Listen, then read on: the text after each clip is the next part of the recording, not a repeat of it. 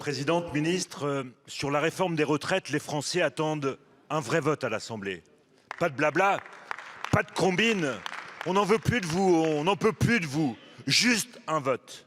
Or, depuis janvier, vous mobilisez toute la gamme des artifices de procédure en allant gratter les fonds de tiroir pour corseter le débat, pour empêcher la voix de ceux qui sont opposés à votre projet d'impôt sur la vie, pour empêcher qu'un vote ne vienne balayer ce texte ni justifié et peu défendable.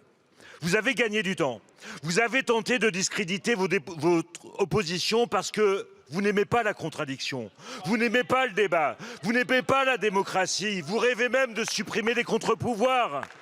Vous avez refusé un vote pour ne pas le perdre avec le 49.3.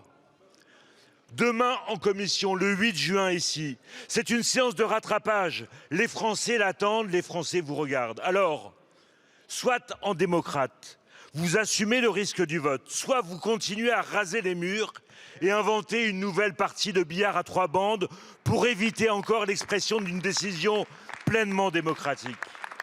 Si vous prenez ce chemin, les Français vous verront, ils verront votre lâcheté politique et vous traînerez non plus des casseroles, mais un boulet pour l'histoire.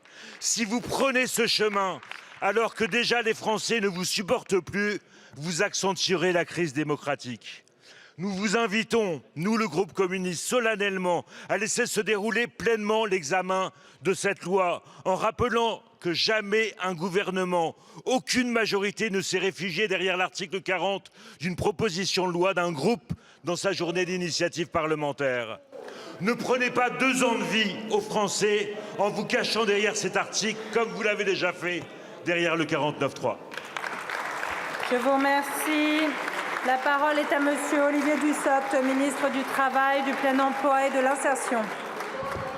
Merci Madame la Présidente. Monsieur le député Jumel, permettez-moi d'abord de ne pas préjuger du débat qui se déroulera en commission sur la proposition de loi ni de la suite de l'examen de ce texte. J'ai dit tout à l'heure en réponse à un premier intervenant qu'à nos yeux, aux yeux du gouvernement, cette proposition de loi crée manifestement une charge très forte sur les finances publiques à hauteur de 15 milliards d'euros, ce qui à notre sens justifie de son irrecevabilité et de son caractère inconstitutionnel.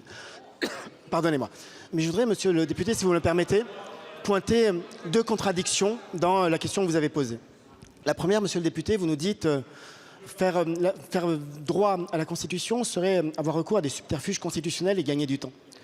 En réalité, vous avez dit fond de tiroir, je vous le confirme. En réalité, monsieur le député, qui, dans cet hémicycle, là, pendant tout le débat sur la réforme des retraites, fait le pari de l'obstruction et du ralentissement du débat? Qui a déposé 20 000 amendements? Les 20 000 amendements venaient de la NUPES. Au-delà de cela, monsieur le député, il y a une deuxième contradiction que je voulais souligner entre la position que vous avez défendue pendant le débat sur les retraites et le texte que vous co-signez avec Charles-Amédée de Courson. Vous avez, pendant tout ce débat, défendu dans l'hémicycle une position qui consistait à défendre la retraite à 60 ans. Vous signez une proposition de loi qui garde la retraite à 62 ans. Vous avez fait campagne, monsieur le député. Vous vous êtes mobilisé pour défendre les régimes spéciaux. Vous signez une proposition de loi qui maintient la fermeture des régimes spéciaux. C'est une contradiction et finalement une forme de reniement. Bon, merci, monsieur le ministre. Monsieur le député, 2 secondes. L'article 40, vu par le gouvernement, c'est l'article des 40 voleurs des 2 points, des 2 ans de vie qu'ils veulent voler aux Français. Je vous remercie.